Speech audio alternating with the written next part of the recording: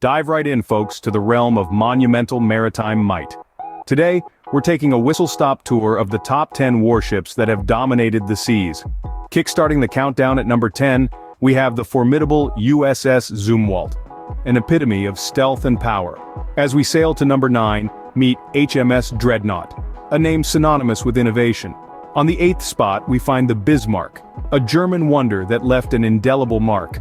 At 7, enter USS Enterprise, a beacon of US naval prowess. Number 6 introduces us to HMS Victory, a ship that has stood the test of time. Halfway through at 5 we have Yamato, a Japanese marvel of engineering.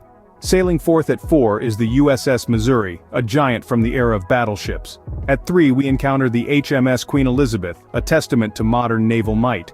Runner-up at 2 we have USS Gerald R. Ford, a symbol of American power projection.